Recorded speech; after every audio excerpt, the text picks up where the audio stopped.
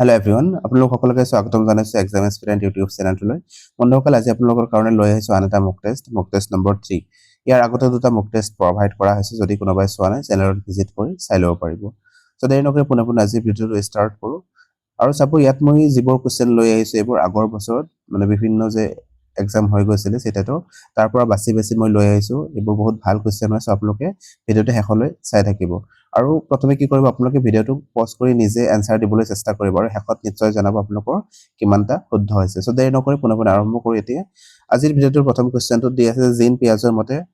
ভাষা আয়ত্তকৰণৰ প্ৰাৰম্ভিক পৰ্যায়ত শিশুৱে কোনো এক মূৰ্ত বস্তুক বুজাবলৈ কিছুমান সংকেত যেনে অংগী ভংগী বা ইংগিত আদি প্ৰকাশ কৰিবলৈ লয়। ইয়াক আমি কি হিচাপে জানো। ইয়াত কি কৈছে, জিন পিয়াজে কি কৰিছিলে, কগনিটিভ যিটো থিয়ৰী আছিলে জিন পিয়াজে আগবঢ়াইছিলে। আৰু এই কগনিটিভ থিয়ৰীত কি কৰিছিলে, তেওঁ প্ৰাৰম্ভিক শিশুৰ যি প্ৰাৰম্ভিক বাল্যাৱস্থা আছে বা প্ৰাৰম্ভিক পৰ্যায় আছে, তাত কি কৰিছিলে, মূৰ্ত বস্তু বুজাবলৈ কিছুমান সংকেত শিশুসকলে ব্যৱহাৰ কৰা ষ্টাৰ্ট কৰে। সংকেত যেনেকুৱা ধৰণৰ অংগী ভংগী হ'ব পাৰে বা ইংগিত আদি প্ৰকাশ কৰিবলৈ তেওঁলোকে লয়। আৰু এই যে তেওঁলোকে তেনেকুৱা ধৰণৰ অংগী ভংগী বা ইংগিত যে প্ৰকাশ কৰিলে প্ৰাৰম্ভিক বাল্যাৱস্থাত, ইয়াক আমি কি হিচাপে জানো, এইটো সুধিছে। চ' জিন পিয়াজৰ বিষয়ে নিশ্চয় আপোনালোকে পঢ়িছে চিটিপিত। জিন পিয়াজে কি আছিলে, ৰেডিকেল কনষ্ট্ৰাকটিভিষ্ট আছিলে তেওঁ। আৰু তেওঁ কগনিটিভ যিটো থিয়ৰী আছিলে, এই কগনিটিভ থিয়ৰীটো কোনে আগবঢ়াইছিলে, জিন পিয়াজে আগবঢ়াইছিলে। আৰু তাত তেওঁ কি কৰিছিলে,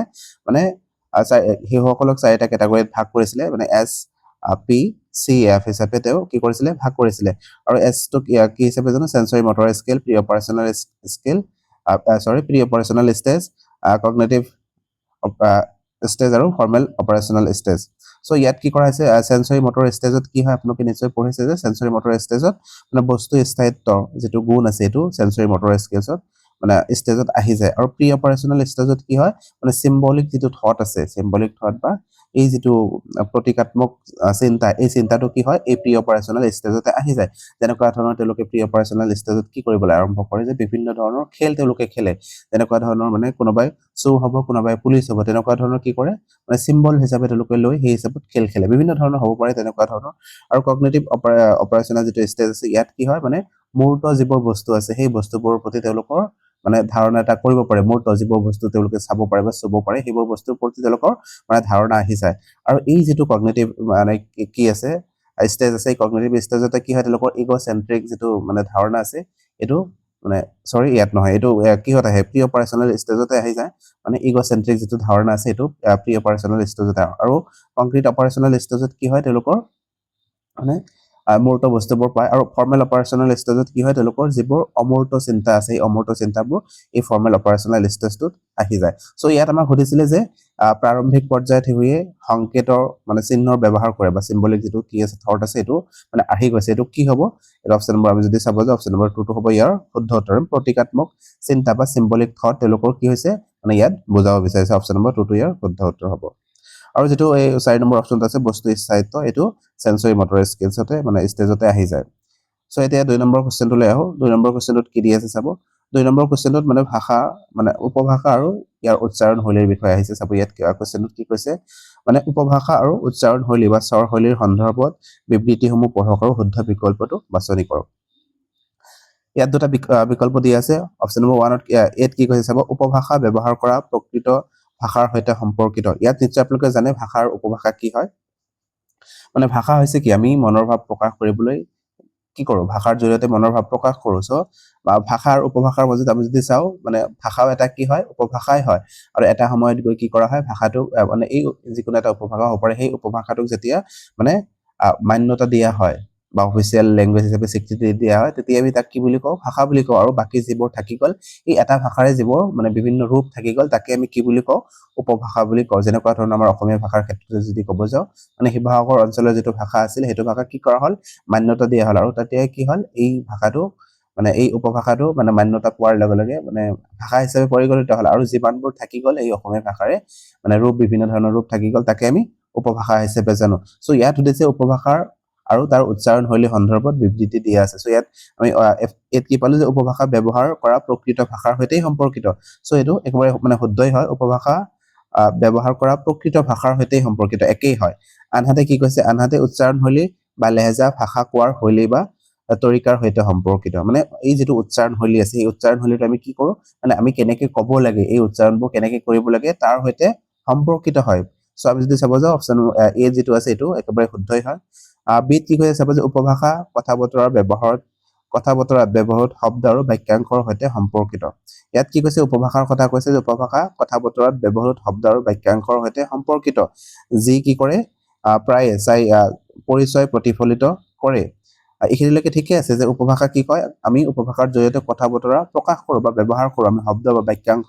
মানে প্ৰকাশ কৰো এই উপভাষা হ'ব পাৰে বা বিভিন্ন ভাষাৰ যি ৰূপ আছে তাত জৰিয়তে আমি কি কৰো প্ৰকাশ কৰো আৰু কৈছে যে স্বৰশৈলী কাৰিকৰী শব্দ সম্ভাৰৰ সৈতে সম্পৰ্কিত আৰু মাধ্যমেৰে সম্পৰ্ক যাৰ মাধ্যমেৰে মানুহে অভিজ্ঞতা ঘটনা আৰু বিশেষ প্ৰসংগ ধাৰণাসমূহ প্ৰকাশ কৰিব পাৰে ইয়াত কৈছে যে স্বৰশৈলীৰ কথা কৈছে আমি আগত অপচনত কি পালো মানে স্বৰশৈলী এটা ভাষা কোৱাৰ এটা ষ্টাইল হয় এটা তৰিকা হয় আৰু ইয়াত মানে অপচনটো কি কৈছে যে স্বৰশৈলী কাৰিকৰী শব্দ সম্ভাৰৰ সৈতে সম্পৰ্কিত মানে স্বৰশৈলী কাৰিকৰী শব্দ সম্ভাৰৰ সৈতে সম্পৰ্কিত নহয় কেতিয়াও আৰু কৈছে যাৰ মাধ্যমেৰে মানুহে অভিজ্ঞতা মানে এইটো এটা উচ্চাৰণৰ শৈলী উচ্চাৰণটো কি হয় এটা শৈলীহে আৰু ইয়াৰ জৰিয়তে আমি ভাষাটো জাস্ট উচ্চাৰণহে কৰো কেনেকৈ উচ্চাৰণ কৰিব লাগে হেতুয়ে কৰো কিন্তু ইয়াৰ জৰিয়তে আমি কি নকৰো উচ্চাৰণৰ জৰিয়তে অভিজ্ঞতা বা ঘটনা আমি মানে প্ৰসংগৰ অনুসৰি এইবোৰ কি নকৰো ধাৰণাসমূহ প্ৰকাশ নকৰো সো আমি যদি চাব যাওঁ মানে এটো শুদ্ধ হয় কিন্তু বি টো অশুদ্ধ হয় সো তেনেকুৱা ধৰণৰ অপচন কোড আছে এ শুদ্ধ আৰু মানে বি ফুল অপচন নম্বৰ 1 টোই হ'ব ইয়াৰ শুদ্ধ উত্তৰ এটা নেক্সট কোৱেশ্চনটো কোৱেশ্চন নম্বৰ 3 কোৱেশ্চন নম্বৰ 3 কি কৈছে চাব যে বিস্তৃত পঠন এক্সটেন্সিভ ৰিডিং হল পঠনৰ এনে এটা প্ৰকাৰ যত পাঠকে ইয়াত কি কৈছে বিস্তৃত পঠন সম্পৰ্কে কেইটামান মন্তব্য দি আছে বিস্তৃত পঠন কি হয় আপোনালোকে নিশ্চয় জানে এক্সটেন্সিভ ৰিডিং যেতিয়া আমি কি কৰো কোনো এটা পাঠ মানে জ্ঞান লাভৰ কাৰণে হ'ব পাৰে বা আনন্দ লাভৰ কাৰণে হ'ব পাৰে তেতিয়া আমি পাঠ কৰো বা পঢ়ো তাকে আমি বিস্তৃত পঠন বুলি ক'ব পাৰো মানে সামগ্ৰিকভাৱে হেতু মানে কি বুজাব বিচাৰিছে তাৰ ধাৰণা এটা ল'বৰ কাৰণে বিস্তৃত পঠন কথা কৰা হয় সো ইয়াত মানে অপচন নম্বৰ 1 কৈছে যে পাঠ্য সামগ্ৰীৰ ওপৰত আধাৰিত প্ৰশ্নৰ উত্তৰ দিবলৈ আমি পাঠ্য সামগ্ৰীৰ আধাৰত অকল কোৱেশ্চনবোৰৰ উত্তৰ দিবলৈ কি কৰো এটো পঢ়ো নেকি তেনেকুৱা ধৰণৰ আমি কেতিয়াও নকৰো 2 নম্বৰত কৈছে পাঠ্য সামগ্ৰীৰ সাৰাংশ জানিবলৈ পঢ়ো মানে অকল ইয়াৰ সাৰাংশখিনি জানিবৰ কাৰণে পঢ়িছো আমি অকল সাৰাংশ জানিবৰ কাৰণে যেটো পঢ়ো তাক আমি কি বুলি ক'ব পাৰো স্কিমিং বুলি কওঁ স্কিমিংটো হৈছে মানে ওপৰে মানে তাৰ সাৰাংশখিনি পঢ়িবৰ কাৰণে তেনেকুৱা ধৰণৰ তথ্য লবৰ কাৰণে এটো আৰু এই যেটো বিস্তৃত পঠনৰ কথা কোৱা আছে ইয়াত মানে অকল সাৰাংশ নহয় মানে ইয়াত কি কৰা হয় বিস্তৃতভাৱে অধ্যয়ন কৰা হয় মানে বিস্তৃতভাৱে কেনেকুৱা ধৰণৰ সাপোজ আমি নাটক এখন পঢ়িলো বা উপন্যাস এখন পঢ়িলো এটো কি হয় একেবাৰে বৃহৎ আকাৰৰ হয় আৰু এই নাটকখনত বা উপন্যাসখনত কি ক'ব বিচাৰিছে এটো আমি সামগ্ৰিকভাৱে এটা ধাৰণা লওঁ তাৰপিছত কৈছে নিৰ্দিষ্ট তথ্য জানিবলৈ পৰা এই যেটো 3 নম্বৰ অপচনত দিছে নিৰ্দিষ্ট তথ্য জানিবলৈ পৰা এটো কিহৰ ক্ষেত্ৰত মানে জড়িত হেতু ইন্টেনসিভ ৰিডিং যি আছে মানে ঐকান্তিক পঠন মানে এটো ঐকান্তিক পঠনৰ এটা বৈশিষ্ট্য হয় আমি যদি 4 নম্বৰ অপচনটো চাওঁ 4 নম্বৰ অপচনটো কি কৈছে যে আনন্দ লাভৰ কাৰণে পঢ়ে মানে এটোই হ'ব ইয়াৰ শুদ্ধ উত্তৰ মানে কি কৰিব বিস্তৃত পঠনত পাঠকসকলে কি কৰিব আনন্দ লাভৰ কাৰণেহে পাঠ কৰিব অপচন নম্বৰ 4 টো ইয়াৰ শুদ্ধ উত্তৰ এতিয়া নেক্সট কোৱেশ্চনটো লৈ কোৱেশ্চন নম্বৰ 4 কোৱেশ্চন নম্বৰ 4 ত কি কৈছে চাব যে লৰা ছোৱালী নিজৰ বন্ধু বান্ধৱ শিক্ষক আৰু মাকৰ সৈতে বেলেগ পৰিস্থিতিত বিভিন্ন ধৰণৰ ভাষা ব্যৱহাৰ কৰে ইয়াত কি কৈছে যে লৰা ছোৱালীবোৰে মানে কেতিয়াবা নিজৰ বন্ধু বান্ধৱৰ সৈতে বেলেগ ধৰণৰ কথা পাতে শিক্ষকৰ সৈতে বেলেগ ধৰণৰ কথা পাতে আৰু মাকৰ সৈতে বেলেগ ধৰণৰ কথা পাতিছে এনেকুৱা ধৰণৰ কি কৰিছে বিভিন্ন পৰিস্থিতিত ভাষা মানে বেলেগ ধৰণে ব্যৱহাৰ কৰিছে আকৌ কৈছে ভাষাৰ ব্যৱহাৰত হোৱা এই পৰিৱৰ্তন মুখ্যতঃ ভাষাৰ কোনটো দিশক প্ৰতিফলিত কৰিছে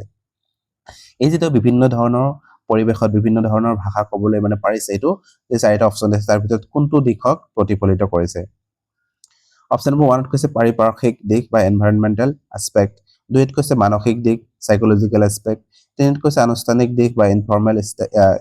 এস্পেক্ট আৰু 4 নম্বৰত কৈছে সামাজিক দিশ বা সোশ্যাল এস্পেক্ট এটো যদি আমি চাব যাওঁ তে কি কৰিছে সমাজৰ বিভিন্ন শ্ৰেণীৰ মানুহৰ লগত তেও মানে এই সমাজত থাকি কি কৰিছে তেও বিভিন্ন শ্ৰেণীৰ মানুহৰ লগত মানে কথাটোতে কি কৰিব পাৰিছে ক'ব পাৰিছে মানে কোনটো পৰিস্থিতি কেনেকুৱা ধৰণৰ কাৰ লগত মানে কথা কেনেকুৱা ধৰণৰ ক'ব লাগিব সেই পৰিস্থিতি অনুসৰি তেও কি কৰিব পাৰিছে ভাষাটো ব্যৱহাৰ কৰিব পাৰিছে সো আমি যদি চাব যাওঁ ইয়াৰ অপচন নম্বৰ যেটো 4 দি আছে সামাজিক দিশ এটো হ'ব ইয়াৰ শুদ্ধ উত্তৰ এটা নেক্সট কোৱেশ্চনটো লৈ কোৱেশ্চন নম্বৰ 5 কোৱেশ্চন নম্বৰ 5 ত কি কৈছে চাব যে ইনপুট বা নিবেশ গ্ৰহণযোগ্যতা বা আয়ত্তকৰণ কৰাৰ সম্ভাৱনা কেতিয়া বেছি হয় ইয়াত ইনপুট মানে কি হয় চাব আপোনালোকে মন কৰিব যে যেটো কি আছিল মানে ষ্টেফেন ক্ৰেচন নামৰ এজন ভাষা বিজ্ঞানী আছিল আৰু তেওঁ কি কৰিছিল সেকেন্ড ল্যাঙ্গুৱেজ একুইজিশন যেটো থিওৰি আছে মানে second language SLA second language acquisition theory আগবঢ়াইছিল আৰু তাত কি কৰিছিল তেওঁ এই নিবেশ শব্দটো ব্যৱহাৰ কৰিছিল তাত তেওঁ কি কৰিছিল পাঁচটা নিবেশ দিছিল যে ভাষা এটা সেকেন্ড ল্যাঙ্গুৱেজ এটা আহৰণ মানে ষ্টুডেণ্টবোৰে কি কৰিব বা শিশুসকলে ছেকেণ্ড লেংগুৱেজ যিটো আছে টাৰ্গেট লেংগুৱেজ এইটোও আহৰণ কৰিব পাৰে তাৰ কাৰণে তেওঁলোকক নিৱেশ দিব লাগিব উপযুক্ত পৰিৱেশ দিব লাগিব বিভিন্ন ধৰণৰ আৰু 5টা নিৱেশৰ কথা তেওঁ কৈছিলে ইয়াত সেইটোৱে ক'ব বিচাৰিছে যে এই নিৱেশ বা গ্ৰহণযোগ্যতা আয়ত্ত কৰাৰ সম্ভাৱনা কেতিয়া বেছি হয় কেতিয়া কি কৰিব পাৰিব ভাষাটো মানে ভালকে আয়ত্ত কৰিব পাৰিব বা আহৰণ কৰিব পাৰিব কোনটো পৰিস্থিতিত ভালকে পাৰিব মানে এইটো কৈছে আমাক ইয়াত চাব অপশ্যন নম্বৰ 8 কৈছে যদি ভাৱনাত্মক ফিল্টাৰ বা এফেক্টিভ ফিল্টাৰ কম হয় দৃষ্টিভংগী ইতিবাচক হয় আৰু প্ৰেৰণা প্ৰবল হয় ইয়াত কি কৈছে যে ভাৱনাত্মক ফিল্টাৰ কি হ'ব লাগে কম হ'ব লাগে ইয়াত মানে এইটো বুজাব বিচাৰিছে যে ভাৱনাত্মক ফিল্টাৰৰ কথা কৈ মানে ভাৱনাত্মক ফিল্টাৰ এইটো এটা তেওঁ মানে ষ্টেজ আছিলে আৰু ইয়াত কি কৈছে তেওঁ এইটো কম হোৱাৰ কথা কৈছে মানে কম হোৱা এনেকুৱা ধৰণৰ যে যদি ভাৱনাত্মক ফিল্টাৰত এনেকুৱা ধৰণৰ হয় যে তেওঁ কোনো এটা মানে ভাষা যেতিয়া শিকি আছে সেই ভাষাটো শিকোঁতে বিভিন্ন ধৰণৰ কি কৰিছে শংকা অনুভৱ কৰিছে বা ভয় কৰিছে এই যে ভাৱনাত্মক যিটো কি হল মানে ফিল্টাৰ যিটো আছে এইটো এই কাৰণে কৈছে যে কম হ'ব লাগিব তেতিয়া এই ভয় বা এই শংকাবোৰ দূৰ হ'ব লাগিব দূৰ কৰি তেওঁ কেনেকুৱা ধৰণৰ এটা পৰিৱেশ দিব লাগিব যাতে তেওঁ ভাষাটো মানে বিনায়াসে মানে শিকিব পাৰে তেনেকুৱা ধৰণৰ সো সেইটোৱে কৈছে ইয়াতে বুজাব বিচাৰিছে তাৰপিছত কৈছে দৃষ্টিভংগী ইতিবাচক হ'ব লাগিব মানে তেওঁ যে শিকি আছে তেওঁৰ দৃষ্টিভংগীবোৰ কি হ'ব লাগিব ইতিবাচক হ'ব লাগিব আৰু তাৰ পিছতে তেওঁ কি কৰিব পাৰিব ভাষাটো বহুত জলদি তেওঁ একুয়াৰ কৰিব পাৰিব আৰু কৈছে যে প্ৰেৰণা প্ৰবল হ'ব লাগিব আৰু তেওঁৰ যিটো প্ৰেৰণা আছে মানে এক্সটেনসিভ যেটো মোটিভেশন আছে তেনেকুৱা ধৰণৰ হলে নহব ইন্ট্ৰিনসিক মোটিভেশন তেওঁ থাকিব লাগিব ভাষা এটা শিকাৰ প্ৰতি বা প্ৰেৰণা এটা থাকিব লাগিব তেতিয়া তেওঁ কি কৰিব পাৰিব ভাষাটো ধুনীয়াকৈ শিকিব পাৰিব আৰু যদি চাব যে অপচন নম্বৰ এ যেটো 1 যেটো দি আছে এটো ইয়াৰ ক্ষেত্ৰত শুদ্ধ হ'ব দুইত কি কৈছে যদি নেগেটিভ ফিল্টাৰ মানে কম হয় মানে ইয়াত নেগেটিভ ফিল্টাৰ বুলি তেনেকুৱা ধৰণৰ কোনো ফিল্টাৰ মানে দিয়া নাই তেওঁ আকৌ কৈছে দৃষ্টিভংগী ইতিবাচক আৰু প্ৰেৰণা প্ৰবল হয় ইয়াত এই যেটো নেগেটিভ ফিল্টাৰৰ কথা কৈছে এটো ইয়াত ভুল হৈ গল তাৰপিছত তিনিত কৈছে যদি শিক্ষাৰ্থীয়ে পঠন আৰু শ্ৰৱণত মানে আগ্ৰহ প্ৰকাশ কৰে মানে অকল পঠন আৰু শ্ৰৱণৰ ক্ষেত্ৰত আগ্ৰহ প্ৰকাশ কৰিলে কি নহব তেওঁ ভাষাটো মানে আহৰণ কৰিব নোৱাৰিব তেওঁ কি হ'ব ভাষা এটা শিকনৰ ক্ষেত্ৰত এটো মানে জড়িত হ'ব পাৰে কিন্তু ভাষা এটা আহৰণ কৰাৰ ক্ষেত্ৰত এটো মানে ইমান জড়িত নহয় তাৰপিছত কৈছে যদি শিক্ষাৰ্থীয়ে ৰূপ বিধানৰ আভ্যন্তৰীণ কৰে আৰু অৰ্থ নিৰ্মাণৰ দিশলৈ আগ্ৰসৰ হয় ইয়াত কি কৈছে আভ্যন্তৰীণ কৰিবৰ কথা কৈছে তে মুখস্থ কৰিব বা তেওঁ কি কৰিব মানে বস্তুটো বুজি ল'ব পাৰে তেনেকুৱা ধৰণে কিন্তু ইয়াত আমাক হেতু বুজাব বিচৰা নাই ইয়াত কৈছে যে মানে কেনেকুৱা এটা পৰিস্থিতিত ভাষা এটা মানে হিৱে কি কৰিব পাৰিব ভালকে শিকিব পাৰিব বা বেছি মানে শিকাৰ সম্ভাৱনা থাকিব তেওঁ অপচন নম্বৰ 1 টো ইয়াৰ শুদ্ধ উত্তৰ হ'ব এতিয়া নেক্সট কোৱেশ্চনটো কোৱেশ্চন নম্বৰ 6 কোৱেশ্চন নম্বৰ 6 ত কি কৈছে দুজন বন্ধুৰ মাজত হোৱা বাৰ্তালাপটো পঢ়কৰ বাৰ্তালাপৰ উদ্দেশ্য বিচাৰি উলিয়াওক ইয়াত কি কৈছে দুজন বন্ধু আৰু দুজন বন্ধুৱে কি কৰিছে নিজৰ মাজতে কথা বতৰা পাতি আছে বা বাৰ্তালাপ কৰি আছে ইয়াত যেনেকুৱা ধৰণৰ কৈছে যে ৰাহুলৰ কথা কৈছে ৰাহুলে কৈছে যে নমস্কাৰ মই ৰাহুল আপুনি কেনে আছে ইয়াত ৰাহুলে কি কৰিছে মানে নিজক মানে উপস্থাপন কৰিছে আৰু কৈছে মানে কোনোবা এজন বন্ধুক লগ পাইছে কৈছে যে আপুনি কেনে আছে আৰু আন এজন বন্ধুৰ নাম আছিল শিলা আৰু তেওঁ কৈছে যে নমস্কাৰ মই ভালে আছো আপুনি কেনে আছে আকৌ তেওঁ ৰিপিট কৰিছে এটো যে মই ভালে আছো আপুনি কেনে আছে আকৌ ৰাহুলে কৈছে যে মইও ভালে আছো আমাৰ বিদ্যালয়ৰ লৈ আপোনাক মানে আদৰণি জনাইছো আকৌ শিলাই কৈছে যে মই ইয়ালৈ আহি অতি সুখী আৰু উৎসাহিত হৈছো এই যে তেওঁলোকৰ কথন দিয়া আছে তেওঁলোকৰ এটো কেনেকুৱা ধৰণৰ কথোপকথনৰ অন্তৰ্গত হ'ব সৰি ইয়াত চাব অপচন নম্বৰ 1 ত কি কৈছে চাব যে ব্যক্তিগত যোগাযোগ মানে পাৰ্সোনাল কমিউনিকেশন তেওঁলোকে কৰিছে ইয়াত অকল ব্যক্তিগত যোগাযোগে কৰিছে নে তেওঁলোকে আপোনালোকে ক'ব দুইত কৈছে যে তথ্যসূচক উদ্দেশ্য ইয়াত কিবা এটা ইনফৰমেশন দিব বিচাৰিছে সো তেনেকুৱা ধৰণৰ ইনফৰমেশন ইয়াত দিব বিচাৰে তেওঁলোকে কি কৰিছে জাস্ট বাৰ্তালাপহে কৰিছে ইয়াত তাৰপিছত 3 নম্বৰত কৈছে লেনদেনৰ উদ্দেশ্য মানে ইয়াত তেওঁলোকে লেনদেনৰ কথা ইয়াত আহাই নাই লেনদেনৰ উদ্দেশ্য নহয় ইয়াত তাৰপিছত 4 নম্বৰত কৈছে আন্তঃক্ৰিয়ামূলক উদ্দেশ্য আন্তঃক্ৰিয়ামূলক ইয়াত কি কৰিছে এজনে আন এজনৰ লগত কি কৰিছে আন্তঃক্ৰিয়া কৰিছে মানে ইন্টাৰেক্ট কৰিছে যোগাযোগ কৰিছে ইন্টাৰেকচনেল যেটো পাৰপজ আছে ইয়াৰ কথা কৈছে আমি যদি চাব যাও অপচন নম্বৰ যেটো 4 দি আছে এটো ইয়াৰ শুদ্ধ উত্তৰ হ'ব মানে কি কৰিছে এজনে আনজনৰ লগত ইন্টাৰেক্ট কৰিছে ন মানে এজনে নিজৰ মনৰ ভাৱখিনি আনৰ লগত প্ৰকাশ কৰিছে বা খবৰ লৈছে দুইজনৰে সো যেনেকুৱা ধৰণৰ হৈছে সো ইয়াত আমি ক'ব পাৰো মানে ইয়াত ব্যক্তিগত যোগাযোগ নহয় অকল ইয়াত মানে কি হ'ব আন্তঃক্ৰিয়ামূলক উদ্দেশ্য 4 নম্বৰটো শুদ্ধ হ'ব এতিয়া নেক্সট কোৱেশ্চনটো কোৱেশ্চন নম্বৰ 7 কোৱেশ্চন নম্বৰ 7 ত কি কৈছে শিক্ষকে শিক্ষাৰ্থীসকলৰ দ্বাৰা ভাষা সামগ্ৰীৰ ব্যৱহাৰ পৰ্যবেক্ষণ কৰাৰ বাবে মানদণ্ড নিৰ্ধাৰণ কৰিলে ইয়াত কি কৰিছে শিক্ষকে ছাত্ৰ-ছাত্ৰীসকলৰ ভাষাৰ সামগ্ৰী ব্যৱহাৰ পৰ্যবেক্ষণ কৰাৰ বাবে মানদণ্ড নিৰ্ধাৰণ কৰিব বিচাৰিছে তেওঁ মানে তেওঁলোকক কি কৰিব বিচাৰিছে মানে টেষ্ট এটা কৰিব বিচাৰিছে আকৌ কৈছে সামগ্ৰীৰ ব্যৱহাৰ পৰ্যবেক্ষণ কৰিবলৈ কোনটো মানদণ্ড আটাইতকৈ গুৰুত্বপূৰ্ণ আৰু সহায়ক হ'ব ইয়াতেই তেওঁলোকৰ যে সামগ্ৰীৰ মানদণ্ড কৰিব বিচাৰিছে বা ব্যৱহাৰ পৰ্যবেক্ষণ কৰিব বিচাৰিছে ইয়াত মানে কেনেকুৱা ধৰণৰ মানদণ্ড আটাইতকৈ উপযুক্ত হ'ব তেনেকুৱা ধৰণৰ মানে ছাত্ৰ ছাত্ৰীসকলৰ কাৰণে অপশ্যন নম্বৰ 1 কৈছে সামগ্ৰীৰ উপলব্ধতা আৰু প্ৰস্তুতি আৰু অভ্যাস ইয়াত মানে সামগ্ৰীৰ ক্ষেত্ৰত কৈছে ন সামগ্ৰীৰ মানে তেওঁলোকৰ কিমান মানে বস্তুবোৰ যে আছে সামগ্ৰীবোৰ যে আছে লোকৰ মানে কিমান জানে বা কিমান নাজানে সেই হিচাপত তেওঁলোকৰ এটা কি কৰিব বিচাৰিছে পৰীক্ষা কৰিব বিচাৰিছে বা মানদণ্ড নিৰ্ধাৰণ কৰিব বিচাৰিছে ইয়াত অকল সামগ্ৰী উপলব্ধ কৰিলেই নহব বা প্ৰস্তুতি আৰু অভ্যাস কৰিলে নহব ইয়াত সামগ্ৰীখিনি তেওঁলোকে বুজি পাব লাগিব ন কেনেকুৱা ধৰণৰ সামগ্ৰী হয় নামখিনি ক'ব লাগিব তেনেকুৱা ধৰণৰ হ'ব লাগিব ইয়াত কৈছে যে ব্যৱহাৰ পুনৰাবৃত্তি আৰু প্ৰকাশভংগী তিনিত কৈছে পৰ্যবেক্ষণ মতামত আৰু ফিডবেক অধিৱেশন আৰু লিখিত প্ৰতিবেদন ইয়াত লিখিত কথা মানে ইয়াত ইমান মানে কি নহয় মানে লোকক লিখিবলৈ দিলে নহব সামগ্ৰীখিনি লোক কি কৰিব লাগিব ন হয় নহয় সেই হিচাপত মানে পৰীক্ষা এটা পাতিব লাগিব বা তেনেকুৱা ধৰণৰ আমি কৰিব পাৰো ইয়াত যদি চাব যে 4 নম্বৰ অপচন কি কৈছে চেকলিষ্ট পূৰ্বানুমান আৰু শিকনৰ ফলাফল ইয়াত যদি চাব যে এই চাৰিটা অপচনৰ ভিতৰত এইটো একেবাৰে বেষ্ট অপচন হয় মানে কি হয় চেকলিষ্টৰ জৰিয়তে আমি কি কৰিব পাৰো মানে সামগ্ৰীবোৰ কি দিব পাৰো মানে এটা কৈ কবলৈ দিব পাৰো যে এইটো কি সামগ্ৰী হয় মানে তেওঁলোকে মানে এনেকুৱা ধৰণৰ ক'ব পাৰিছে নে নাই এইটো আমি চাব পাৰো তেনেকুৱা ধৰণৰ নাইবা এই নামখিনি কৈ দিব পাৰো যে দুটা অপচন দিব পাৰো যে এইটো মানে সাপোজ মই এটা কি পেন এটা লৈছো এইটো পেন হয় নে নহয় এইটো হয় নহয় হিচাপত তেওঁলোকক আমি ক'ব দিব পাৰো সো তেওঁলোকে ক'ব হয় বা নহয় সেই হিচাপত সো ইয়াক আমি চেকলিষ্ট বুলি ক'ব পাৰো তাৰপিছত কৈছে পূৰ্বানুমান তেওঁলোকৰ মানে আমি এই বস্তুটোৰ প্ৰতি কি কৰিব পাৰো পূৰ্বানুমান এটা লগাব দিব পাৰো যেটো কেনেকুৱা ধৰণৰ বস্তু কেতিয়াবা তুমি দেখা পাইছা নে নাই বা ইয়াৰ বিষয়ে তোমাৰ ধাৰণা কি আছে তেনেকুৱা ধৰণৰ আমি পূৰ্বানুমান দিব পাৰো আৰু তাৰ ফলত আমি কি কৰিব পাৰো তেওঁলোকক এনেকুৱা ধৰণৰ কৰাৰ পিছত আৰু শিকনৰ ফলাফল আমি শিকনৰ মানে কি কৰিব পাৰো মানে কেনেকুৱা ধৰণৰ শিকিলে লাৰ্নিং আউটকামছ তাৰ পৰা আমি উলিয়াব পাৰো সো অপচন নম্বৰ 4 টো ইয়াৰ ক্ষেত্ৰত শুদ্ধ উত্তৰ হ'ব এটা নেক্সট কোৱেশ্চনলৈ কোৱেশ্চন নম্বৰ 8 কোৱেশ্চন নম্বৰ 8 ত কি কৈছে চাব তলৰ উক্তিকেটাৰ তলৰ কোনটো উৎপত্তি বা ভাষাৰ প্ৰকৃতৰ সামাজিক প্ৰসংগত পাঠ্য সামগ্ৰীৰ ভূমিকা ধাৰা তত্ত্ব বা শৈলী তত্ত্ব বা জেন্ডাৰ থিওৰিৰ পৰা হৈছে ইয়াত কি কৈছে চাব যে তলৰ কোনটো উৎপত্তি ভাষাৰ প্ৰকৃতি আৰু সামাজিক যি কি আছে সংগঠন আছে বা প্ৰসংগ আছে পাঠ্য সামগ্ৰীৰ ভূমিকাৰ আধাৰত মানে পাঠ্য সামগ্ৰীৰ ভূমিকাৰ আধাৰত কৈছে মানে ধাৰণা তত্ত্ব বা শৈলী তত্ত্ব বা জেন্ডাৰ থিওৰিৰ পৰা হৈছে অপচন নম্বৰ 1 কৈছে পাঠ্য সামগ্ৰী আধাৰিত নিৰ্দেশনা টেক্সট বেস ইনষ্ট্ৰাকচন দুইত কৈছে সমগ্ৰ ভাষা হোল ল্যাঙ্গুৱেজ মানে হোল ল্যাঙ্গুৱেজ এপ্ৰচ আপুনি নিশ্চয় পঢ়িছে মানে কি কৰিব এটা ভাষাৰ বিষয়ে যেতিয়া মানে সমগ্ৰভাৱে তেওঁলোকে সেই ভাষাটো অধ্যয়ন কৰিব বাস্তৱ জীৱনৰ লগত কি কৰিব কানেক্ট মানে কৰি সেই ভাষাটো কি কৰিব শিকিব সামগ্ৰিকভাৱে শিকিব তাকে আমি হোল ল্যাঙ্গুৱেজ এপ্ৰচ বুলি ক'ব পাৰো কিন্তু ইয়াত এনেকুৱা ধৰণৰ হোৱা নাই ন ইয়াত কৈছে যে সামাজিক প্ৰসংগত পাঠ্য সামগ্ৰীৰ ভূমিকা থকা এই যিটো ধাৰণা তত্ত্ব আছে এটো কি ক'ব বিচাৰিছে এটোৰ জৰিয়তে তিনিত কৈছে বিষয়বস্তু আধাৰিত নিৰ্দেশনা ইয়াত কনটেক্সট বেস ইনষ্ট্ৰাকচনৰ কথা কৈছে ইয়াত আমাক বস্তুটো কৈয়ে দিছে ন ইয়াত কি কৈছে সামগ্ৰীৰ ভূমিকা মানে সামাজিক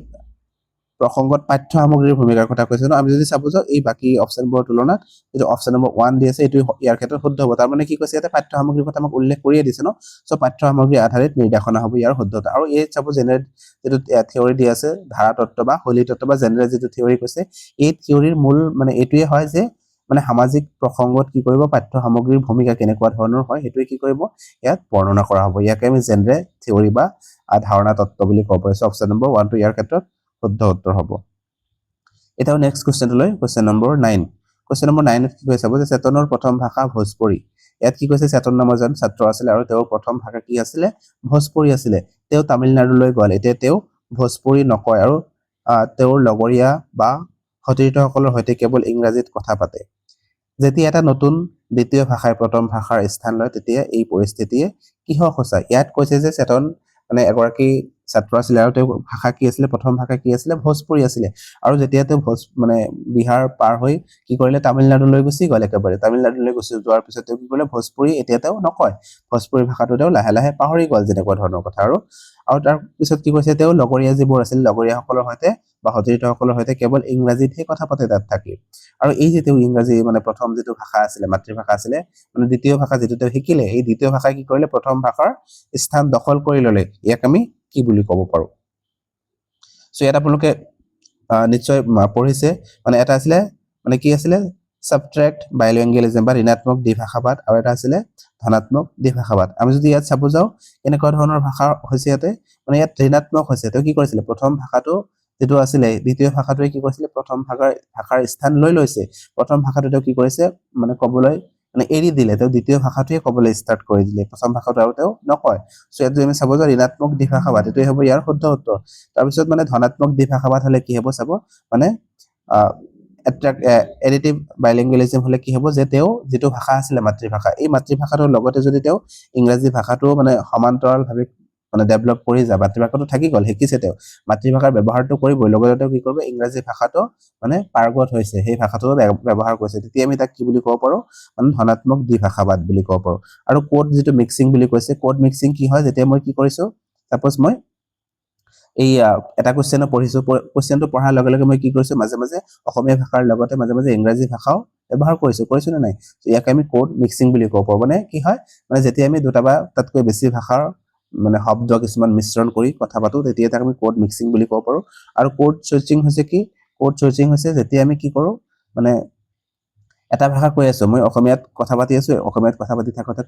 থাকোঁতে মই কি কৰিছোঁ, মোৰ কোড ভাষাটো সলাই পেলাইছোঁ, মই মানে হিন্দীত ক'বলৈ ষ্টাৰ্ট কৰিছোঁ মই, তেতিয়া কি হ'ব, এইটো কোড চুইচিং বুলি হ'ব। মানে এটা ভাষা কৈ থাকোঁতে মানে সেই ভাষাটো বাদ দি আন এটা ভাষাৰ তেনেকুৱা ধৰণৰ এটা মানে পেৰেগ্ৰাফো হ'ব পাৰে বা এনেকুৱা ধৰণৰ 2-3টা বাক্য আমি ক'ব পাৰোঁ, তেতিয়া আমি তাক কি বুলি ক'ব পাৰোঁ, কোড চুইচিং বুলি ক'ব পাৰোঁ। আৰু ইয়াত যদি কৈছে দ্বিভাষাবাদ বা দ্বিভাষিতা হৈছে কি, যেতিয়া মানে এজন ব্যক্তিয়ে দুটা ভাষা ক'ব পাৰে বা জানে, শিকিছে, তাকে আমি কি বুলি ক'ব পাৰোঁ, দ্বিভাষিতা বুলি ক'ব পাৰোঁ। চ' ইয়াত আমাক সুধিছিলে কি, তেওঁ প্ৰথম ভাষাটো পাহৰি দ্বিতীয় ভাষাৰ মানে ক'বলৈ ষ্টাৰ্ট কৰিছে, ইয়াত ঋণাত্মক দ্বিভাষাবাদ হ'ব ইয়াৰ শুদ্ধ উত্তৰ। এতিয়াও নেক্সট কুৱেশ্যনটোলৈ, কুৱেশ্যন নম্বৰ 10। কুৱেশ্যন নম্বৰ 10ত কি কৈছে চাব, যে এজন ভাষা শিক্ষকে সমাজ বিজ্ঞানৰ সতীৰ্থ শিক্ষকসকলৰ সৈতে মিলি ভাষাৰ সাংস্কৃতিক বৈচিত্ৰ্যৰ ওপৰত এটা প্ৰদত্ত কাৰ্য বা এছাইনমেণ্ট দিয়ে। শিক্ষাৰ্থীসকলে এই বিষয়ৰ ওপৰত প্ৰতিবেদন লিখিবলৈ আৰু পোষ্টাৰ প্ৰস্তুত কৰিবলৈ সমাজৰ বিভিন্ন কিতাপ তথা অন্যান্য কিতাপ পঢ়িব লাগে। ভাষা শিক্ষণৰ এই প্ৰক্ৰিয়াটো কি বুলি কোৱা হয়? ইয়াত কৈছে যে মানে এজন ভাষা শিক্ষকে কি কৰিছে, সমাজ বিজ্ঞানৰ মানে যি সতীৰ্থ শিক্ষকসকল আছিলে, আন শিক্ষকসকলৰ সৈতে মিলি কি কৰিছে, ভাৰতৰ সাংস্কৃতিক বৈচিত্ৰ্যৰ ওপৰত এটা এছাইনমেণ্ট দিছে, ছাত্ৰ ছাত্ৰীসকলক এটা মানে প্ৰদত্ত কাৰ্য এটা কৰিবলৈ দিছে। আৰু এনেকুৱা ধৰণৰ যে শিক্ষাৰ্থীসকলে কি কৰিলে, মানে এটা পোষ্টাৰ বা বিভিন্ন ধৰণৰ মানে কিতাপৰ জৰিয়তে সেইটো লিখি উলিয়াব দিলে, বা তথ্যটো পঢ়িব বা লিখিবলৈ দিলে, এনেকুৱা ধৰণৰ যিটো কৰিবলৈ দি তেওঁ কোনটোক উৎসাহিত কৰিছে, বা এই প্ৰক্ৰিয়া যিটো আছিলে, এই প্ৰক্ৰিয়াটোক আমি কি বুলি ক'ব পাৰোঁ? অপশ্যন নম্বৰ 1ত কৈছে সমাজ বিজ্ঞানত ভাষা। এই যিটো এইটো মনত ৰাখিব যে ভাষা অকল মানে এটা, যিটো ছাপ'জ মই অসমীয়া ভাষাৰ কথাটো কওঁ, যে অসমীয়া ভাষা কেৱল অসমীয়া ছাবজেক্টটো পঢ়াৰ কাৰণে কিন্তু নহয়, অসমীয়া ভাষাটো আমি কি কৰিব পাৰোঁ, মানে বিভিন্ন ধৰণৰ যিমান কিতাপ আছে, ছ'চিয়েল চায়েন্স হ'ব পাৰে, ছায়েন্স হ'ব পাৰে, মেথ হ'ব পাৰে, এইবোৰতে কি হয়, এই অসমীয়া ভাষাৰ আমি ব্যৱহাৰ কৰোঁ নে নাই? অসমীয়া ভাষাটো ব্যৱহাৰ কৰি সেই ভাষাটোতে কি কৰোঁ, আমি মানে যিমানবোৰ কিতাপ আছে এইবোৰ পঢ়িবলৈ চেষ্টা কৰোঁ। চ' ইয়াক সেইটো মনত ৰাখিব যে ভাষা কেৱল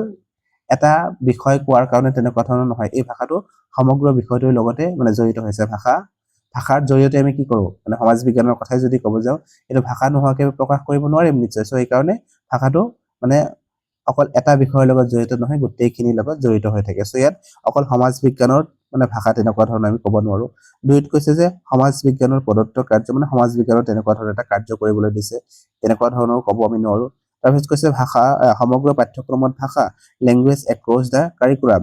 LAC। ইয়াত যদি আমি চাব যাওঁ, এইটো ইয়াৰ শুদ্ধ উত্তৰ হ'ব। মানে আমি যদি চাব যাওঁ, অকল ভাষা এটা পাঠ্যক্ৰমতে নহয়, মানে এটা ছাবজেক্টতে নহয়, সমগ্ৰ যিমানবোৰ পাঠ্যক্ৰম আছে সেই গোটেইখিনিতে কি থাকিব লাগিব, ভাষা হ'ব। আৰু সেই ভাষাৰ জৰিয়তে আমি সেই পাঠ্যক্ৰমবোৰ পঢ়ি যাম বা নিজৰ মনৰ ভাৱ প্ৰকাশ কৰিম। চ' ইয়াত আমি যদি চাব যাওঁ, এইটোৱে হ'ব ইয়াৰ শুদ্ধ উত্তৰ। 4 নম্বৰত কৈছে ভাষা লিখনৰ বিকাশ, তেওঁলোকক অকল লিখনৰ বিকাশ কৰিব দিয়া হোৱা নাই, মানে এটা ভাষাৰ জৰিয়তে গোটেইখিনি কি কৰা হৈছে, মানে আন বিষয়বোৰ আমি পঢ়াব পাৰোঁ, বা সেই মানে হিচাপত কি কৰিব, তেওঁলোকক জড়িত কৰাব পাৰোঁ, বা তেনেকুৱা ধৰণৰ কৰি তেওঁলোকৰ ভাষাটো জল্দি আমি বিকাশ কৰিব পাৰোঁ। অপশ্যন নম্বৰ 3টো এই ক্ষেত্ৰত শুদ্ধ উত্তৰ হ'ব।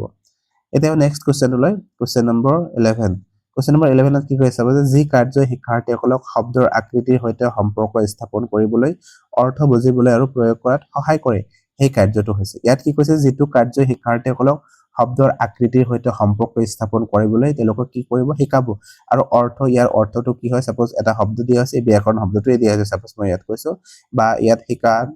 শিকাত শব্দটো দিছে, এই এনেকুৱা ধৰণৰ শব্দবোৰ যে দিছে, এই শব্দবোৰ অৰ্থ তেওঁলোকে কি কৰিব পাৰিছে, মানে বুজিব পাৰিছে, বা এই আকৃতিটো গম পাইছে তেওঁলোকে কেনেকুৱা ধৰণৰ শব্দ হয়, বা ইয়াৰ অৰ্থটো কি হয়, তেনেকুৱা ধৰণৰ তেওঁলোকে প্ৰয়োগ কৰিবলৈ চেষ্টা কৰিছে, বা এই যিটো কাৰ্য কৰিলে, এই কাৰ্যটোক আমি কি বুলি ক'ব পাৰোঁ? ইয়াত অপশ্যন নম্বৰ 1 কৈছে যে ব্যাকৰণৰ শিকাত সংযোগাত্মক কাৰ্য কমিউনিকেটিভ টাস্ক বুলি কৈছে 2 নম্বৰত কৈছে অৰ্থ গ্ৰহণৰ কৰাৰ বাবে ভাষা শিকাৰ কাৰ্য 3 কৈছে ব্যাকৰণ শিকোৱাৰ বাবে গঠনমূলক কাৰ্য 4 নম্বৰত কৈছে পদ্ধতিগত ব্যাকৰণ শিকা ইয়াত ব্যাকৰণৰ কথা আহাই নাই ন ইয়াত কি কৈছে আকৃতিৰ সৈতে সম্পৰ্ক শব্দৰ আকৃতি কেতিয়া বুজি পাব যেতিয়া সেই শব্দটোৰ আৰু আকৌ কৈয়ে দিছে ন অৰ্থৰ সৈতে মানে সেই শব্দটোৰ আকৃতিটো কেতিয়া বুজি পাব এটা শব্দ যে কোৱা হলে সেই শব্দটো কেনেকুৱা ধৰণৰ শব্দ তাৰ অৰ্থটো কেনেকুৱা এইটো তেওঁলোকে কি কৰিবলৈ চেষ্টা কৰিছে বুজিবলৈ চেষ্টা কৰিছে বা প্ৰয়োগ কৰা তেওঁলোকৰ মানে সহায় কৰিছে তেতিয়া আমি কি বুলি ক'ব তাক ইয়াত যদি চাব যে অপচন নম্বৰ 2 যেটো দি আছে অৰ্থ গ্ৰহণ কৰাৰ বাবে ভাষা শিকাৰ কাৰ্য এটোই হ'ব ইয়াৰ শুদ্ধ উত্তৰ ইয়াত ব্যাকৰণৰ কোনো কথা নাই ইয়াত যদিও শব্দৰ কথা কৈছে বা আকৃতিৰ কথা কৈছে এটো ভাবি মানে আকৃতিটো চাই আমি মানে এবাৰ ক'ব পাৰো যেটো ব্যাকৰণগত পদ্ধতি তেনেকুৱা ধৰণৰ হৈছে নেকি কিন্তু আকৃতি বুলি ক'লে আমি তেনেকুৱা ধৰণৰ অকল ব্যাকৰণৰ কথাই নবুজো ইয়াত শব্দৰ আকৃতিৰ কথা কৈছে ন শব্দৰ আকৃতিৰ সৈতে সম্পৰ্কটো স্থাপন কৰিছে আৰু অৰ্থ বুজিবলৈ মানে চেষ্টা কৰিছে বা প্ৰয়াস কৰিছে অৰ্থ বুজিবলৈ মানে কি কৰিছে প্ৰয়োগ কৰিছে সেইবোৰ সো ইয়াক আমি কি বুলি ক'ব অৰ্থ গ্ৰহণ কৰাৰ বাবে ভাষা শিকনৰ কাৰ্য বা ভাষা শিকাৰ কাৰ্য এতিয়া নেক্সট কোৱেশ্চনটো লৈ কোৱেশ্চন নম্বৰ 12 কোৱেশ্চন নম্বৰ 12ত কি কৈছে যে শিক্ষকে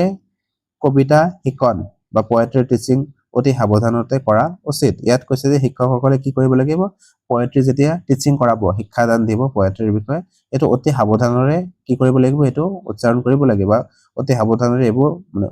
কৰিব লাগিব উচ্চাৰণ কৰিব লাগিব তাৰ পিছত কৈছে নিম্নলিখিত মন্তব্যসমূহৰ আধাৰত শুদ্ধ বিকল্পটো বাছনি কৰা মানে এই যে শুদ্ধভাৱে কি কৰিব লাগিব কবিতা এটা কোৱাৰ ক্ষেত্ৰত শুদ্ধতা অৱলম্বন কৰিব লাগিব এটো তলৰ যে চাৰিটা অপচন দি আছে তাৰ ভিতৰত ইয়াৰ ক্ষেত্ৰত কোনটো মানে শুদ্ধ হ'ব এটো আমি ক'ব লাগে ইয়াত চাৰিটা দি আছে অত কৈছে যে শিক্ষকে শুদ্ধ লয় ৰাইমছ আৰু উচ্চ স্বৰেৰে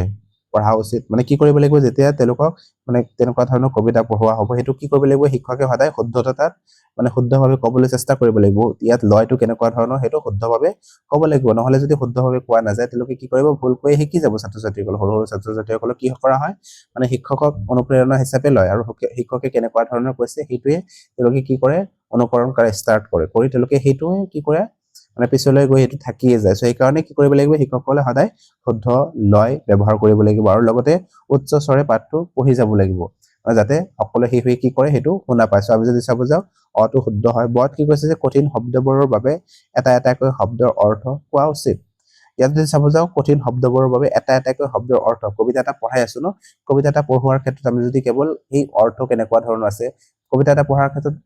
যিমানবোৰ মানে শব্দ কোৱা হ'ব ইয়াত বেছিভাগ শব্দ কি হ'ব কঠিন হ'ব পাৰে সো ইয়াত যদি আমি শব্দৰ প্ৰতিটো শব্দৰ অৰ্থ কঠিন শব্দটোৰ অৰ্থ যদি মানে কৈ দিব যায় এটা এটা কৈ তেতিয়া মানে কবিতাটো পঢ়াই নহব সো আমি যদি চাব যাও বটো শুদ্ধ নহব তাৰপিছত শত কি কৈছে শিক্ষকৰ কণ্ঠস্বৰ আৰু মুখমণ্ডলত ভাৱ স্পষ্ট হ'ব লাগিব আমি যদি চাব যাও এটো শুদ্ধ হ'ব মানে শিক্ষকে যে কিবা এটা পাঠ পঢ়াই আছে বা কবিতাতে যে পঢ়াই আছে হেতু তেওঁৰ মুখমণ্ডলত কি হ'ব লাগিব সেই ভাৱটো স্পষ্ট হ'ব লাগিব বা মই কিবা এটা মানে সাপোজ কৈছো মানে বৰখনৰ বিষয়ে কৈ আছে বা মানে বিভিন্ন ধৰণৰ তেনেকুৱা ধৰণৰ টপিক হ'ব পাৰে সেই যেতিয়া কৈছো সেই হিচাপত মোৰ কি হ'ব লাগিব অংগী ভংগী তেনেকুৱা ধৰণৰ দেখাব লাগিব সৰু ছাত্ৰ-ছাত্ৰীসকলক বা এই ভাৱটো মুখমণ্ডলত যদি স্পষ্ট হয় তেতিয়া তেওঁলোকে কি হ'ব মানে হেতু বুজি পাবলৈ সক্ষম হ'ব বহুত ভালকৈ বা তেওঁলোকে আগ্ৰহী হৈ উঠিব এটো দেখাৰ কাৰণে বা শুনাৰ কাৰণে সো আমি যদি চাব যাও এটো শুদ্ধ হয় তাৰপিছত দহত কি কৈছে শিক্ষকে শিক্ষাৰ্থীসকলক বুজাবুজি বা উপলব্ধি জানিবলৈ প্ৰশ্ন সোধা উচিত আৰু কি কৰিছে তেওঁলোকে মানে হেতু বুজাই দিছে কবিতাটো পঢ়োৱা হৈ গল পঢ়াৰ পিছত তেওঁলোকে কিমান বুজিছে বা বস্তুটো তেওঁলোকে সঠিকভাৱে বুজিব পাৰিছে নে নাই যেতিয়া প্ৰশ্ন সোধা যাব মাজতে তেতিয়াও কি হ'ব এটো বহুত এটা মানে ভাল কাৰ্য হ'ব মানে ফৰ্মেটিভ এছেছমেন্টৰ ক্ষেত্ৰত এটো জড়িত হয় আমি যদি চাব যাও মানে অ স আৰু দ এই তিনিটাই মানে শুদ্ধ হয় সো ইয়াত কৈছে যে কেৱল অ স আৰু দ শুদ্ধ মানে অপচন নম্বৰ 1 সৰি মানে অপচন নম্বৰ 1 যেটো দি আছে এটো এই ক্ষেত্ৰত শুদ্ধ হ'ব বাকি অপচনবোৰ ক্ষেত্ৰত আমি যদি চাব যাও অকল মানে কি আছিল মানে এই ব যেটো অপচন আছে এটোই ভুল সো ইয়াৰ ক্ষেত্ৰত অপচন নম্বৰ 1 টো শুদ্ধ উত্তৰ হ'ব এটা নেক্সট কোৱেশ্চনটো লৈ কোৱেশ্চন নম্বৰ 13 কোৱেশ্চন নম্বৰ 13 ত কি কৈছে চাব যে হাঁহি ধেমালিৰ অবিহনে শ্ৰেণী কোঠা এটা নিৰস স্থান ইয়াত কি কৈছে যে যেতিয়া এটা শ্ৰেণী কোঠাত এজন শিক্ষকে প্ৰৱেশ কৰিব সেই শ্ৰেণী কোঠাটোত কি কৰিব লাগিব অলপ ছাত্ৰ-ছাত্ৰীসকলক মানে এটেনশন মনোযোগ কি কৰিব লাগিব বৃদ্ধি কৰাৰ কাৰণে অকল নিৰসভাৱে যদি আমি পঢ়াই যাও তেওঁলোকৰ মনোযোগ নাথাকিব বা তেওঁলোকে বস্তুটো ভালকে শিকিব নোৱাৰিব সেই কাৰণে কি কৰিব লাগিব হাঁহি ধেমালিও অলপ কৰিব লাগিব ক্লাছটো যাতে তেওঁলোকে মনোযোগ বৃদ্ধি পায় ছাত্ৰ-ছাত্ৰীসকলৰ সো সেই কাৰণে কৈছে যে হাঁহি ধেমালি অবিহনে শ্ৰেণী কোঠা এটা নিৰস স্থান মানে শ্ৰেণী কোঠাত যদি আমি হাঁহি ধেমালি নকৰো বা মানে কথা ইমান ইফাল সিফালৰ কথা নকওঁ তেতিয়া একেবাৰে নিৰস হয়, তেওঁলোকে শিকাৰ ক্ষেত্ৰত পিছ পৰি ৰয়, ভালকে শিকিব নোৱাৰিব বস্তুটো, মনোযোগ নাথাকিব তেওঁলোকৰ। আকৌ কৈছে যে পাতল হাঁহি ধেমেলীয়া শিকন কাৰ্যত বহুত সহায় কৰে। আকৌ কি কৰিব লাগিব, পাতল হাঁহি বা বিভিন্ন ধৰণৰ কি কৰিব লাগিব, আমি হাঁহি ধেমালিও মাজে মাজে কৰিব লাগিব, তেতিয়াহে কি হ'ব, মানে শিকন কাৰ্যত বহুত সহায় কৰিব বা ফলদায়ক হ'ব শিকনৰ ক্ষেত্ৰত। তাৰপিছত কৈছে উপৰোক্ত মন্তব্য তলৰ কোনটো দিশ সূচায়, যে এই যে মন্তব্য এটা দিছে যে হাঁহি ধেমালি যে শ্ৰেণীকোঠাত কৰিব লাগে, সেই অবিহনে শ্ৰেণীকোঠা এটা যে নীৰৱ স্থান হয়, এই ক্ষেত্ৰত তলৰ কোনটো অপশ্যন মানে সঠিক হ'ব। অপশ্যন নম্বৰ 1 কৈছে সৃজনশীল শিক্ষকৰ বৈশিষ্ট্য। ইয়াত যদি চাব যাওঁ মানে বিভিন্ন ধৰণৰ শিক্ষক থাকে ন, মানে বিভিন্ন ধৰণৰ ষ্টাইল থাকে শিক্ষকসকলৰ। চ' এনেকুৱা ধৰণৰ শিক্ষকো থাকিব পাৰে বিভিন্ন ধৰণৰ, যে তেওঁলোকে কি কৰে শ্ৰেণীকোঠাটোত অকল যিখিনি ইনফৰমেশ্যন আছে সেইখিনি দিবলৈ চেষ্টা কৰে, কিন্তু তেনেকুৱা ধৰণৰ যদি আমি কৰোঁ তেতিয়া কি নহ'ব, শ্ৰেণীকোঠাটো মানে একেবাৰে গোটেইখিনিক আমি জড়িত কৰাব নোৱাৰিম বা কিছুমানে বেলেগ ফালে এটেনশ্যন দি থাকিব। চ' ইয়াত যিবোৰ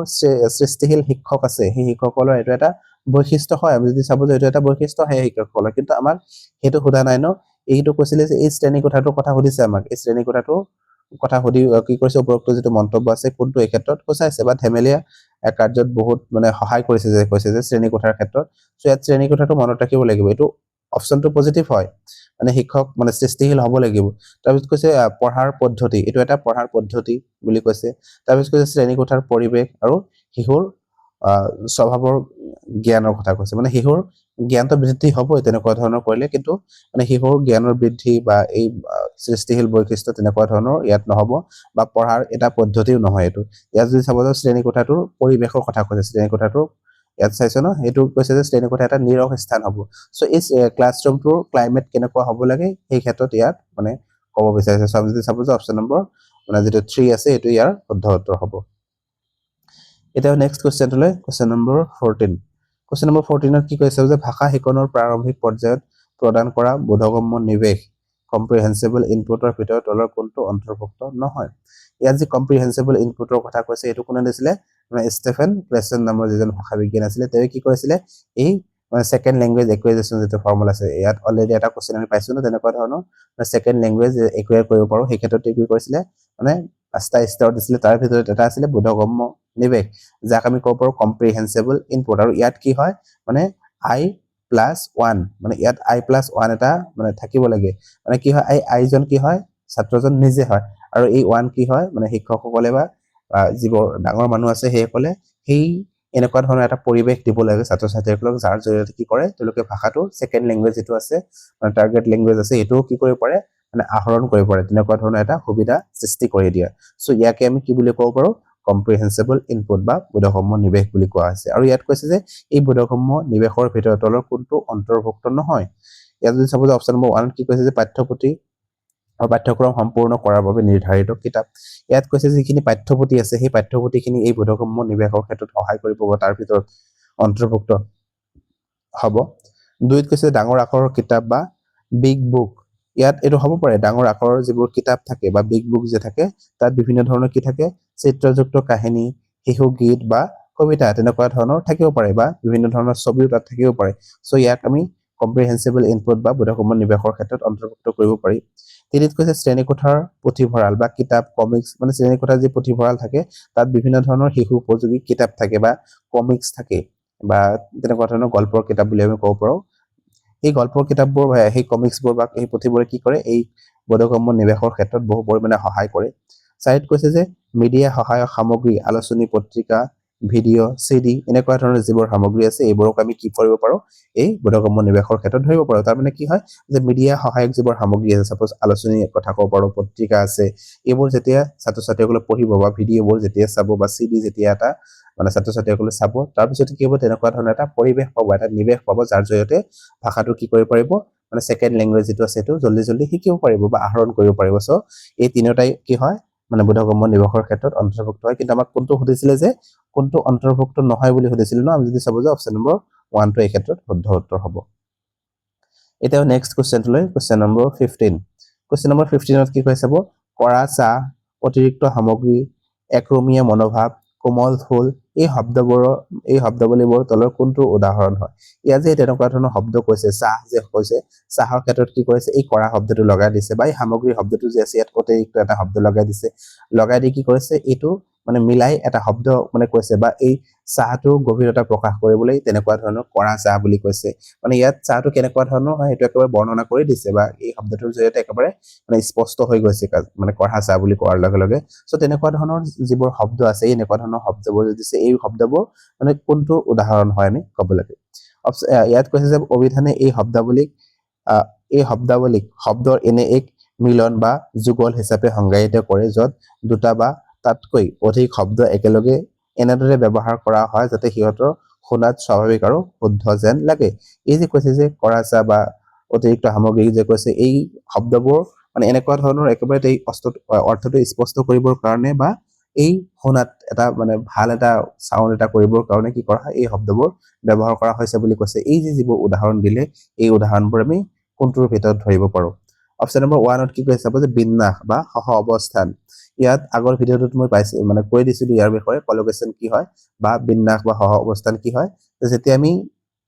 এটা শব্দৰ লগত মিলাই আন এটা শব্দ কোৱা হয় বা সেই শব্দটোৰ গভীৰতা বা সেই শব্দটো মানে কি কৰা হয় মানে স্পষ্ট কৰিবৰ কাৰণে তেনেকুৱা ধৰণৰ কৰা হয় বা আমি ক'ব পাৰো যে ইয়াত কি হয়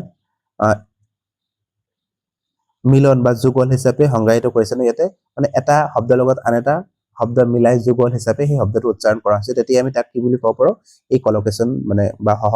অৱস্থান বা বিন্যাস বুলি ক'ব পাৰো সো ইহঁতৰ অপচন নম্বৰ 1টোৱে শুদ্ধ হ'ব তাৰপিছত কৈছে সংযোগ বা সম্প্ৰেষণ কমিউনিকেশ্যন ইয়াত হোৱা নাই ন অকল কমিউনিকেশ্যন কৰাৰ কাৰণে আমি যেতিয়া ভাষা ব্যৱহাৰ কৰোঁ মানে এজনে আন এজনৰ আগত নিজৰ মনৰ ভাৱ যেতিয়া প্ৰকাশ কৰোঁ সংযোগ মানে স্থাপন কৰিব বিচাৰো ইয়াকে আমি কমিউনিকেশ্যন বা সংযোগ বুলি ক'ব পাৰো আৰু 3 নম্বৰত কৈছে বিৰোধাভাস আৰু 4 নম্বৰত কৈছে অতিশয়োক্তি এইবোৰ নহয় আমি যদি চাব যে অপচন নম্বৰ যেটো 1 আছে এটো ইয়াৰ ক্ষেত্ৰত শুদ্ধ হয় আৰু কেতিয়াবা এনেকুৱা ধৰণৰ মানে অপচন আহে মানে কি আহে শব্দ জাল বুলি আহে ন বিভিন্ন ধৰণৰ মানে কেনেকুৱা ধৰণৰ এটা শব্দৰ লগত মিলাই নহয় সাপোজ এটা শব্দ কোৱা হৈছে আকাশ শব্দটোই কোৱা হৈছে সাপোজ এই আকাশ শব্দটো তেনেকুৱা ধৰণৰ কিমানটা মানে সমাৰ্থক শব্দ থাকিব পাৰে বা বিভিন্ন ধৰণৰ থাকিব পাৰে এইবোৰ ছাত্ৰ-ছাত্ৰীসকলক মানে ক'বলৈ দিয়া হয় কেতিয়াবা এইবোৰকে আমি কি বুলি ক'ব শব্দৰ জাল বা ওয়াৰ্ড ওয়েব বুলি মানে কোৱা হয় সো ইয়াত যদি চাব যাও মানে আমি অপচন নম্বৰ 1 টো মানে শুদ্ধ উত্তৰ হ'ব সো আজিৰ ভিডিঅ'টোত এই 15টা কোৱেশ্চন আলোচনা কৰিলো যদি ভিডিঅ'টো ভাল পায় লাইক আৰু শেয়াৰ কৰিব আৰু এতিয়া যদি আমাৰ চেনেলটো সাবস্ক্ৰাইব কৰা নাই সাবস্ক্ৰাইব কৰি কাষত থকা বেল আইকনটো দবাই ৰাখিব ভিডিঅ'টো শেষলৈ চোৱাৰ বাবে ধন্যবাদ